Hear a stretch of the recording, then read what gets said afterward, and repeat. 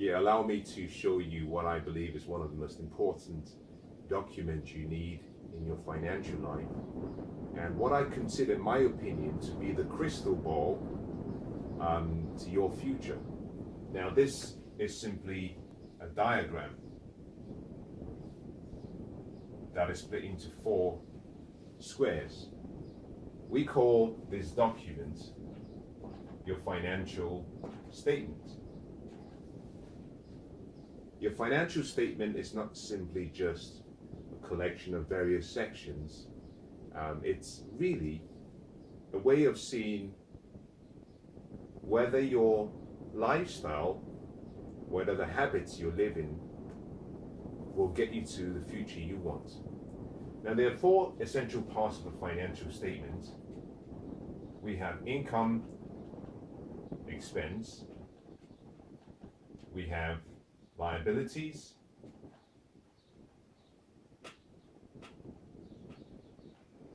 or debts, and we have what we call assets.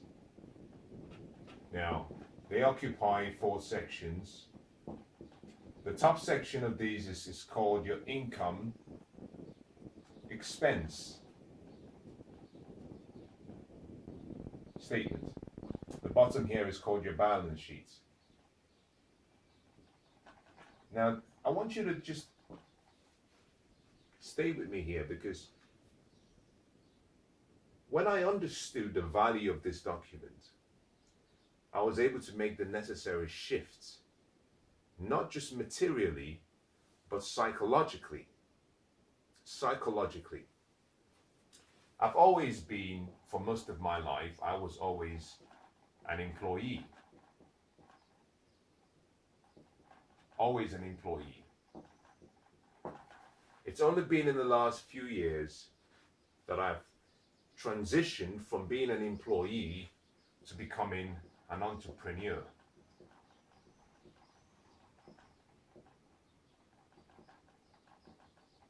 However, this shift doesn't occur only materially or physically. It must occur mentally.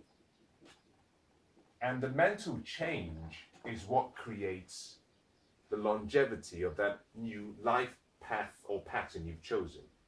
Now, very few people can make this transition from employees, especially if they've been trained and they've been taught that you have to work for money. Many people are unable to take the journey to becoming an entrepreneur or becoming an investor, because the emotions here are different.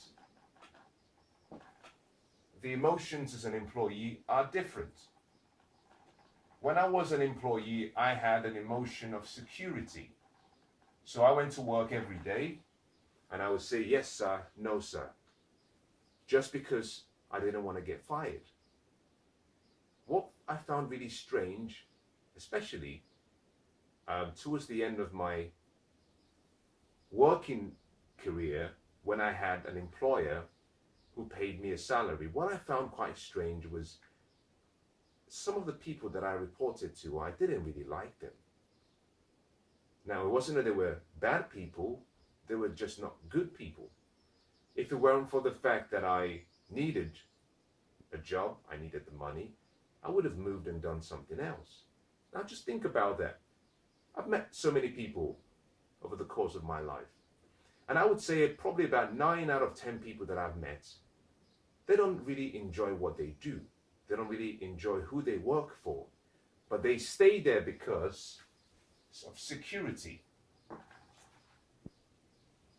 Now, one of the reasons I have a passion for teaching financial freedom and how to become wealthy was because the steps that I took, and I continue to practice every day today, enabled me break out of that security comfort zone.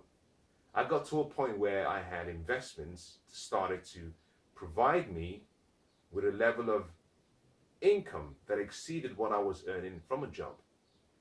And in that instant, I realized that I didn't have to be someone else's servant. I didn't have to serve money, more importantly, but to have got into that point, I had to make a change emotionally. And this emotional change began and must start through study. Because through study, you get awareness. And when you have awareness and you continue to study, you have what we call understanding of the knowledge. Through application, you find wisdom, and wisdom creates change. But I had to make a transition. But before I made the transition and I took a leap, first I had to remain as an employee, but I combined that with a decision to become an investor. Now, what does this have to do with a financial statement? It has everything to do with financial statements. You see, in a financial statement, what you have is you're able to see the sources of your income. Now, for most people, they get their income from a job.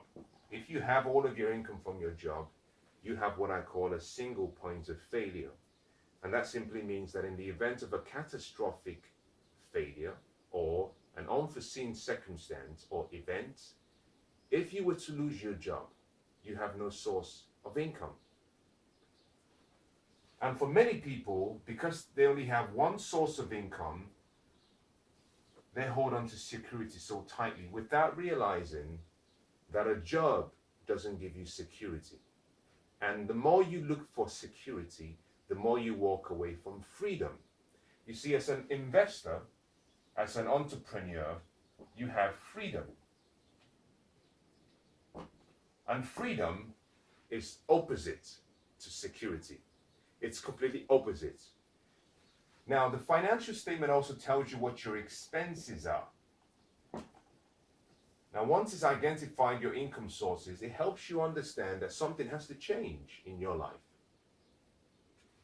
You see, the wealthy are different from the rest of the population primarily because their income sources do not come from a job. Their income sources come from investment. And this financial statement tells you whether and how and where your income is coming from. You see, your expenses actually identify how you live. Effectively, they show your habits. And so this will tell you whether you have poor habits or a wealthy person's habits. And the difference between the poor and the wealthy comes down to one simple word: habits, how you live.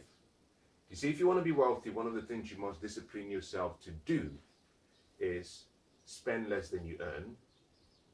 The first thing you do after you're paid is to invest and then live on the balance of what you have left. But also, in addition to that, you must do away with the habit of saving and focus instead on creating wealth, which is about investing. Now, your habits will tell you what's wrong. It'll tell you the pattern of money flowing away from you. What it would show is, are you spending more than you're earning, even if this is from a job?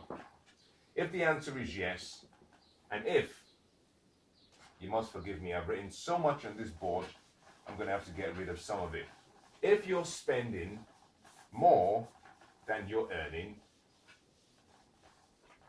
you don't stand a chance on becoming wealthy. If your expenses exceed your income, you can never be wealthy. Never. Except you inherit it, except you fall on some, lucky fortune. But if you keep that habit consistent, it'll bring you right back to where you are. If you want to be wealthy, you must discipline yourself to have your expenses less than your income so that you can invest the balance. So going back to the diagram of your financial statement, your financial statement shows you your income sources. It shows you how you live, your expenses through your habits. But this is where it gets really interesting. It tells you what your liabilities are.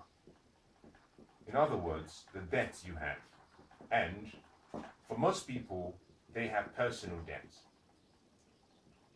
Most employees have personal debts. Most investors have investment debts. therein lies the difference. Investors buy investment debts. They get into investment debts. And as a result of this, they use this debt to buy what we call assets, which is the fourth section of your financial statement. Now, these assets, this is so beautiful. This is so beautiful. Just watch this. Investors and entrepreneurs and the financially sound people get into debt. This debt creates an opportunity and they buy assets. So this debt is used to buy assets. These assets produce an income, and this income is then used to fund the expenses. Now, the financially intelligent people are those who then focus on ensuring that the income generated from their assets is greater than their expenses. So they're financially free. But in addition to that, they ensure that these assets they purchase, the net worth of these assets continues to increase. So, although they're living free, their net worth is increasing. So, for a wealthy person starts by looking at this financial statement differently. I'm so excited talking about this. I could spend 4 hours just talking about just this one document, because this is the key. A wealthy person looks at this document, and this is where the difference lies. You have 1, 2, 3, 4. Income, expense, liabilities, assets. This is the pattern of the wealthy. They focus on first acquiring assets by using, depending on the investment vehicle they choose, depending on their investment appetite. If particularly you're dealing with real estate or property, property offers you the use of leverage, debt leverage. There are other investment vehicles and strategies that don't. Bonds, stocks, and mutual funds will not give you the same. Oil and gas will not give you the same. Gold, silver, which you're not really investing, will not give you the same. A business could give you the same. You could get debts, set up a business. If it's successful, then you can then use that revenue created through your business to develop and create multiple sources of income to buy more assets. But the wealthy focus on assets first. Some of that assets will be paid for through equity, which they have, or through debts. But they don't have personal debts. They have investment debts. These assets will then create an income. So the key here is, if you want to be wealthy, do not focus on acquiring assets alone. Acquire assets that appreciate in value and assets that create a monthly income, because it's the income that should cover your choice and your standard and your preference on how you want to live. Now, this income is then meant to be used to pay for their expenses and their lifestyle. So, if the wealthy have a desire for something, such as a luxury item, unlike the general public, they don't just go and buy it. The first thing they ask themselves is, how can I get this for free? Now, you've heard some people say you cannot eat your cake and have it. That's absolute nonsense. Of course you can. You've just got to know how. And I'll say that again. You can eat your cake and have it if you know how to. And one of the easiest ways the wealthy do this is they want a luxury item. They don't buy it, because buying that would mean they use capital. And once they buy it, they know that this item is a liability. And it will do what? Reduce in value and cost them an expense every month. So what they do first is they take this capital, buy an asset, and then wait. This asset starts to increase in value. They don't use it. But what they do is they take the income generated from this asset and use this to pay for the expense or that liability. This is the pattern for someone who is wealthy or someone who is financially sound. That is the pattern. The pattern for the average person, on the other hand, is different. The average person, on the other hand, follows the same and has the same financial statement, although populated differently. But what they focus on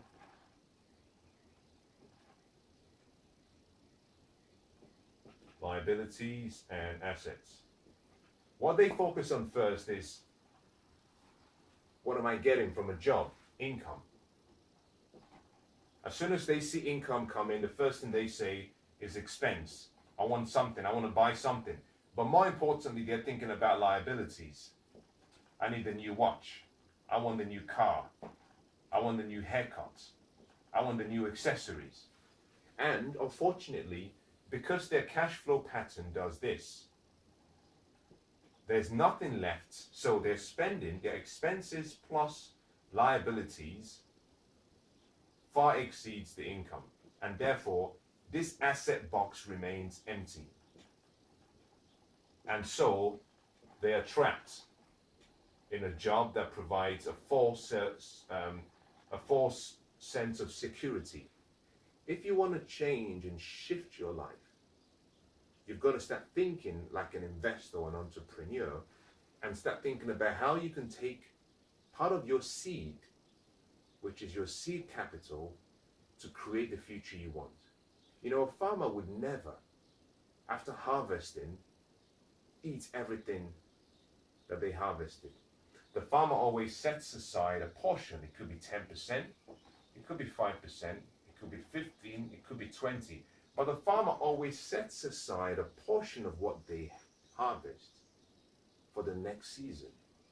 And therefore, if you want to change your life and you're still an employee, the first thing you do is, as soon as the money drops to the bottom line, take out 10% as a minimum and set it aside. Set it aside. The whole point of setting this aside is because you want to put it in the asset section. You want to buy investments. Then you can spend the balance to deal with your expenses and your liabilities. Step one. Step two, you must go back into your expenses section and ask yourself, are there items in this expenses that I can do away with? Do I need every single thing? Because in your expenses you have what we call needs and you have what we call wants. Most people spend about 80% of their spare cash on wants, not needs. Needs refer to food, clothing, transportation, shelter, the basic thing you need to survive, and maybe some little entertainment. Most people spend more of their money on wants. The question they ask is, can I reduce my needs? Can I reduce my wants? They focus on eliminating some of the ones that are not really important. The next step is then, what are my liabilities? Can I reduce my liabilities? Because if you reduce your liabilities, automatically you reduce your expenses. I'll say that again. If you reduce your liabilities, automatically you reduce your expenses. And by taking subtle steps, what they find is, although they're saving 10% now, they don't feel that they are suffering because they've made adjustments to their expenses and liabilities, and that allows them to focus on creating more income for the assets. Now, over time, this asset will start to produce an income. Some people take that income and they spend it. But if you want to be wealthy, if you want to start thinking and living like the wealthy, you must take this income and reinvest it in an asset and continue to reinvest it whilst maintaining this lifestyle you've chosen for a short period. Over time, what you find is the income from this investment will start to exceed what you're getting from a job. And therefore, you can quit your job, dedicate all that time, 8 to 12 hours every day. You can dedicate all those hours to now creating multiple income sources to make you rich and wealthy. So your financial statement is more than just a document. It shows you your future.